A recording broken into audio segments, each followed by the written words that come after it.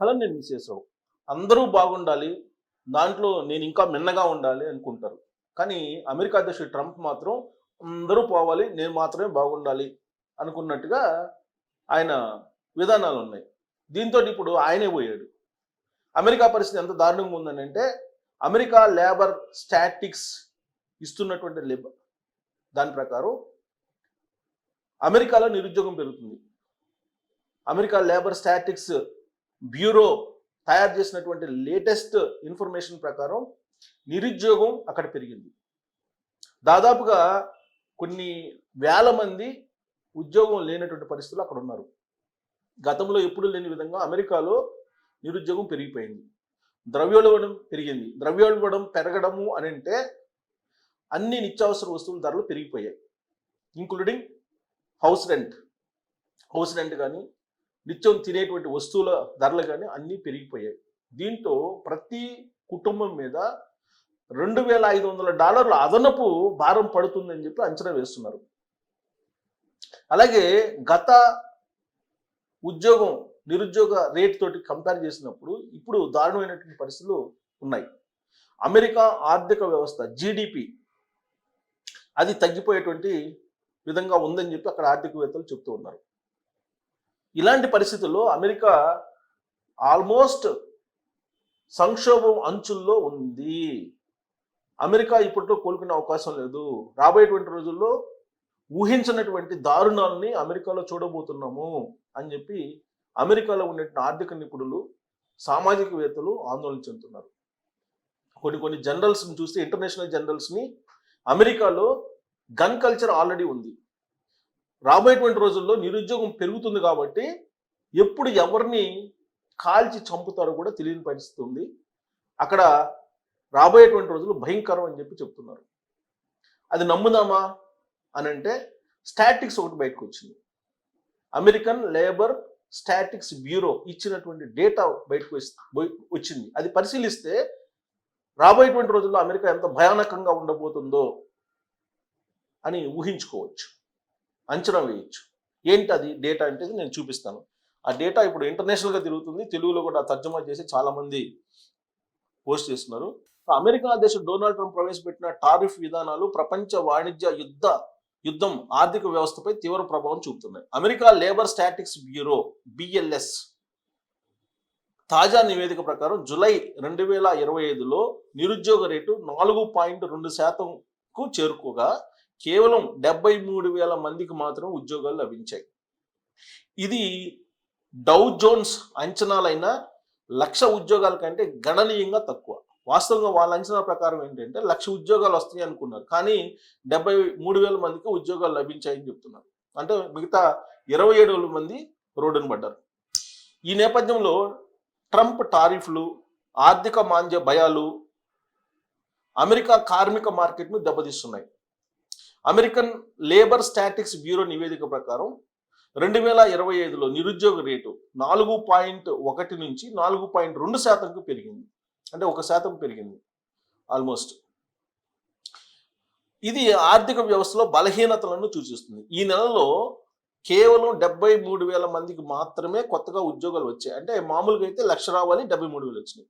మే, June నెలల్లో నివేదించినటువంటి ఉద్యోగాల సంఖ్యను BLS అంటే American labour statics bureau BLS ఏం చెప్తుందంటే 2,58,000 తగ్గించింది. ఎప్పుడు? మే, జూన్లో. మేలో 1,44,000 నుంచి 19,000కి, అలాగే జూన్లో 1,47,000 నుంచి 14,000కి పడిపోయింది. ఇది కార్మిక మార్కెట్లో ఊహించినటువంటి ఒడిదుడుకులను సూచిస్తుంది. మే, జూన్ నెలలో తగ్గింది ఉద్యోగాల సంఖ్య, ఇప్పుడు మళ్ళా తగ్గింది. ఎంత తగ్గింది? 2,58,000 తగ్గిందంట. తగ్గటం కూడా ఉద్యోగాల సంఖ్య. అదనంగా హౌస్ హోల్డ్ సర్వే ప్రకారం, ఇప్పుడు BLS సర్వే ప్రకారం, ఇది హౌస్ హోల్డ్ సర్వే ప్రకారం కార్మిక శక్తి పాల్గొనే రేటు 62.2% తగ్గింది. సో ఇది భారీగా తగ్గింది, 62.2% తగ్గింది. దాదాపుగా 40,000 మంది కార్మిక శక్తి నుంచి బయటకు వెళ్ళిపోయారు. 40,000 మంది బయటకు వెళ్ళిపోయారు కార్మిక శక్తి నుంచి. ఈ రేటు 62% ప్రస్తుతం తగ్గిందంట. ఈ గణాంకాలు ట్రంప్ టారిఫ్లు కార్మిక మార్కెట్పై చూపుతున్న ప్రతికూల ప్రభావాన్ని స్పష్టం చేస్తున్నాయి. సో ఆర్థిక మాంద్యం భయాలు ఉన్నాయి.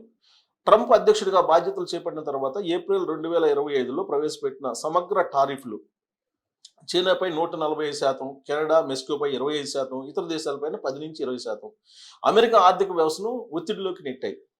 ఈ టారిఫ్లు వినియోగదారులకు, వ్యాపారులకు ధరల పెరుగుదల రూపంలో భారం మోపాయి. ఫలితంగా వినియోగ వ్యయం తగ్గింది. ఈ టారిఫ్లు 2025లో జీడిపిని 0.8% తగ్గించింది.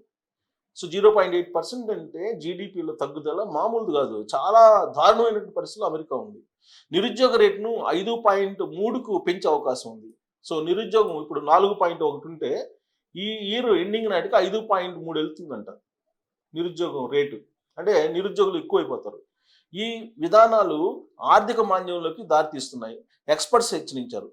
కంపెనీలు ఖర్చులను తగ్గించేందుకు నియామకాలను నిలిపివేస్తూ లే ఆఫ్లను ప్రకటిస్తున్నాయి. ఇది ఆర్థిక అనిశ్చితిని మరింత పెంచుతుంది. సో అమెరికాలో ఉద్యోగాలు తీసేస్తున్నారు, లే ఆఫ్లు ప్రకటిస్తున్నారు. 3 రంగాల్లోనే కొత్త జాబ్స్ ఏమేమి రంగాల్లో ఉన్నాయి? జూలై 20, 2025లో కల్పించినటువంటి 73,000 ఉద్యోగాలు కూడా ఆరోగ్య సంరక్షణ అంటే హెల్త్ డిపార్ట్మెంట్లో, సామాజిక సేవలు, రిటైల్ రంగాల్లో, ఈ 3 రంగాల్లో మాత్రమే జాబ్స్ ఉన్నాయండి. మిగతా రంగాల్లో ఏటిలో కూడా జాబ్స్ లేవని చెప్పి ఆ సర్వే చెప్తుంది. ఇదే సమయంలో మ్యానుఫ్యాక్చరింగ్ రంగంలో 11,000 ఉద్యోగాలు, ఫెడరల్ రంగంలో 12,000 ఉద్యోగాలు తగ్గాయి. సో మ్యానుఫ్యాక్చరింగ్లో కూడా తగ్గిపోయాయి 11,000. ఫెడరల్ అంటే గవర్నమెంట్, దాంట్లో 12,000 ఉద్యోగాలు తగ్గాయి. ట్రంప్ పరిపాలన ఫెడరల్ ఉద్యోగాలను గణనీయంగా తగ్గిస్తుండడం, టారిఫ్లు తయారీ రంగం పైన చూపుతున్న ప్రతికూల ప్రభావం ఈ రంగాల్లో ఉద్యోగ నష్టాలను కారణమవుతున్నాయి. ఇన్స్టిట్యూట్ ఫర్ సప్లై మేనేజ్మెంట్ సర్వేలో, ఇప్పుడు 3 సర్వేలు చెప్పాను నేను, ఇది 3ది. ఇన్స్టిట్యూట్ ఫర్ సప్లై మేనేజ్మెంట్ సర్వేలో ఒక ఫ్యాక్టరీ మేనేజరు టారిఫ్ యుద్ధాలు మమ్మల్ని అలసిపోయేలా చేస్తున్నాయి, భవిష్యత్తు అనిశ్చితంగా ఉంది అని వ్యాఖ్యానించారంట. ఇది వ్యాపార వర్గాల్లో నెలకొన్న అస్థిరతను సూచిస్తుంది. సో అమెరికాలో అభద్రతా భావంతో బతుకుతున్నారు ఇప్పుడు అక్కడ ఉన్నటువంటి ప్రజలు. ఫెడరల్ రిజర్వ్ పైన ఒత్తిడి. ట్రంప్ టారిఫ్ల వల్ల ధరల పెరుగుదల, ఆర్థిక అనిశ్చితి కారణంగా ఫెడరల్ రిజర్వ్ వడ్డీ రేట్లను తగ్గించే ఒత్తిడిని ఎదుర్కొంటుంది. సో ఫెడరల్ బ్యాంకు వడ్డీ రేట్లు తగ్గించేటువంటి ప్రయత్నం చేస్తుంది. అది కన్నా తగ్గిస్తే డాలర్ రేటు పడిపోతుంది మనకి. యాక్చువల్గా డాలర్ రేటు డమాల్. ఇక ట్రంప్ ఫెడ్ చైర్మన్ జోరమ్ పావెల్పై విమర్శలు గుప్పిస్తూ వడ్డీ రేట్లను తగ్గించాలని డిమాండ్ చేశారు. అయితే పావెల్ టారిఫ్ల వల్ల ధరల పెరుగుదల దీర్ఘకాలిక ద్రవ్యోల్బణానికి దారితీస్తుందనే ఆందోళనతో రేట్లను యథాతథంగా ఉంచారు. ఇది ఒకవేళ ఫెడ్, అమెరికా రిజర్వ్ బ్యాంకు ఏదో మనకి ఆర్బీఐలో ఉందో అక్కడ ఫెడ్ ఉంది, అది కనుక వడ్డీ రేట్లను తగ్గిస్తే ద్రవ్యోల్బణం దీర్ఘకాలం కొనసాగే అవకాశం ఉంది, కాబట్టి అది ప్రమాదం అని చెప్పేసి ఆయన పెంచట్ల. సెప్టెంబర్ 2025లో జరిగే ఫెడ్ సమావేశంలో రేట్ కోతలపై అంచనాలు పెరిగాయి. సో సెప్టెంబర్ ఇంకో 2 నెలలు, ఆగస్ట్ ఇది, సెప్టెంబర్, ఇంకా మ్యాక్సిమం 2 నెలల్లో అమెరికా కంప్లీట్ వాషౌట్, ఇంకా నిలబడేటువంటి పరిస్థితి ఉండదు 2 నెలల్లో. కానీ టారిఫ్ల ప్రభావం ఇంకా స్పష్టంగా తెలుస్తుంది, ఇంకా తెలియట్లా. ఆర్థిక అంటే ఫెడ్ తీసుకునే నిర్ణయం బట్టి అమెరికా డాలర్ బతికేంటి అనేది అర్థమవుతుంది. ఒకవేళ ఫెడ్ రేట్లు తగ్గించిందంటే అమెరికా డాలర్ పడిపోతుంది. అప్పుడు ద్రవ్యోల్బణం దీర్ఘకాలం ఉంటుంది. అలాగే అక్కడ ఉండేటువంటి జనాలు బతకలేనటువంటి పరిస్థితి, వచ్చేటువంటి రెవెన్యూ లేదు, ఉద్యోగాలు ఉండవు, రోడ్డును పడతారు. గన్నులు అందరి దగ్గర గన్స్ ఉంటాయి కాబట్టి గన్నులు ఒకరికొకరు కాల్చుకొని చచ్చిపోయే పరిస్థితి కూడా అక్కడ వచ్చినా ఆశ్చర్యపోవట్లేదు అమెరికాలో. ఎందుకంటే ఇప్పటికే రోజుకొక చోట కాల్చి చంపుతున్నారు. సో అమెరికాలో గన్ కల్చర్ ఉంది కాబట్టి వాళ్ళకు ఉద్యోగాలు లేకపోతే వాళ్ళకి పిచ్చెక్కుతుంది. పిచ్చెక్కినప్పుడు ఎవరిని దొరికితే వాళ్ళని కాల్ చేస్తారు. సో అలాంటి పరిస్థితి అమెరికాలో ఇప్పుడు రెడీగా ఉంది. ఆర్థిక మాంద్యం. ట్రంప్ టారిఫ్లు అమెరికా ఆర్థిక వ్యవస్థను మాంద్యంలోకి నెట్టే ప్రమాదం ఉందని విశ్లేషకులు హెచ్చరిస్తున్నారు. 2025 మొదటి త్రైమాసికంలో, అంటే ఈ సంవత్సరం మొదటి త్రైమాసికంలో జీడిపి 0.3 తగ్గింది.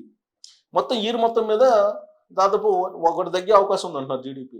ఇది టారిఫ్లు వినియోగదారుల విశ్వాసం తగ్గుదలకు సంకేతం. Conference board consumer confidence index ఇది ఒక కొలమానం 5 నెలలుగా తగ్గుతూ 2009 తర్వాత అత్యల్ప స్థాయికి చేరింది. 2009లో ఇలాంటి దారుణమైన పరిస్థితి ఉంది. మనం 2009ని మనం ఒక్కసారి గుర్తు చేసుకుంటే అమెరికాకు సంబంధించి ఆ రోజున 2009ని ఉదహరిస్తున్నారు. ఈ రిపోర్ట్ ప్రకారం 2009ను ఉదహరిస్తున్నారు. అమెరికన్ లేబర్ స్టాటిక్స్ బ్యూరో తాజా సర్వేలో వచ్చినటువంటి ఫలితాలను 2009తో పోలుస్తున్నారు. 2009లో అమెరికాలో ఏం జరిగిందో ఒకసారి గుర్తు చేసుకుంటే, ఇళ్ల నుంచి బయటకు వచ్చారు బతకలేక, ఆ ఈఎంఐలు కట్టలేక, హౌస్ లోన్స్కి సంబంధించి ఈఎంఐలు కట్టలేక కారుల్లో బతికారు. పిల్లా జల్లలతోటి నడు రోడ్లోకి వచ్చి కారుల్లోనే బతికినటువంటి మనం కొన్ని గుర్తు చేసుకోవచ్చు అలాంటి సంఘటనల్ని. సో ఇప్పుడు మళ్ళా 2009 నాటి పరిస్థితులు వచ్చే అవకాశం ఉందని చెప్పి నేను చెప్పడం కాదు, అమెరికన్ లేబర్ స్టాటిక్స్ బ్యూరో చెప్తోంది. 2 నెలల్లో అమెరికాలో దారుణమైనటువంటి పరిస్థితులు ఆర్థిక మాంద్యం కారణంగా చూడబోతున్నాము అని చెప్పి ఈ సర్వే చెప్తుంది.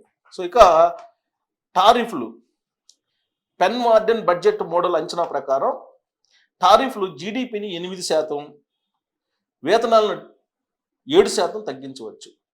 మధ్య ఆదాయ కుటుంబాలకు జీవితకాలంలో $58,000 నష్టం వాటిల్లవచ్చు. ఈ పరిస్థితులు ఆర్థిక మాంద్యం భయాలను మరింత బలపరుస్తున్నాయి. ఇది పరిస్థితి. ఈ సర్వేలు ఏం చెప్తున్నాయంటే, రకరకాల సర్వేలు, దాంట్లో లేబర్ స్టాటిక్స్ బ్యూరో అందించినటువంటి దాని ప్రకారం ఉద్యోగాలు ఉండవు. ఒకవేళ ఉద్యోగాలు ఉన్నా 7% జీతాలు తగ్గుతాయంట. 7%. మీకు వచ్చేటువంటి జీతాల్లో 7% తగ్గుతుందని చెప్పి అమెరికా స్టాటిక్స్ బ్యూరో చెప్తోంది. ఒకవేళ ఉన్నప్పటికి కూడా ఉద్యోగాలు. ఇక జీడిపి తగ్గుదల దారుణంగా ఉంటుంది. కాబట్టి అమెరికా ఆర్థిక మాంద్యంలోకి ఊబిలోకి వెళ్ళిపోతుంది. ఊబిలోకి ట్రంప్ ఏమంటున్నాడు, రష్యా ఇండియా డెడ్ ఎకానమీ 2 మునిగిపోబోతున్నాయి ఒకేసారి అని చెప్పి అన్నారు. అది కాదు, అమెరికా మునిగిపోబోతుందని చెప్పి అమెరికా లేబర్ స్టాటిక్స్ బ్యూరో లెక్కలతో సహా చెప్తోంది. ఉద్యోగాలు ఉండవు, నిత్యావసర ధరలు పెరిగిపోతాయి, ఉండడానికి ఇల్లు ఈఎంఐ కట్టుకునే పరిస్థితి ఉండదు, రోడ్ల మీద పడతారని చెప్పి ఈ స్టాటిక్స్ బ్యూరో సర్వే చెప్తోంది. ఉన్న ఉద్యోగాలు తగ్గిపోయే అవకాశం ఉందని అంటున్నారు. ఇది జీతాలు ఒక్కొక్క ఇంటి మీద $2,500 భారం పడుతుంది నెలకి అని చెప్పి చెప్తున్నారు మధ్య ఆదాయ వర్గాల మీద. సో కాబట్టి అమెరికా ఒక డేంజర్ సిచ్యువేషన్లో ఉంది. ఎప్పుడైనా సరే అది నీటి బుడగలాగా ఉన్నటువంటి సిచ్యువేషన్ కనపడుతుంది. ఆ నీటి బుడగ వైపు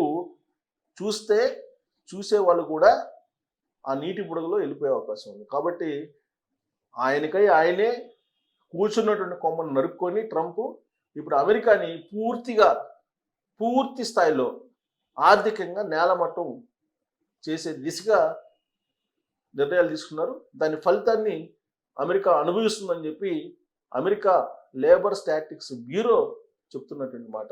మరి ఈ డేటా విన్న తర్వాత అమెరికా గురించి మీరు ఏమనుకుంటున్నారు, అక్కడ ఉండేటువంటి ఉద్యోగుల పరిస్థితి ఏంటి అనేది మీరు కామెంట్ చేయొచ్చు. Thank you.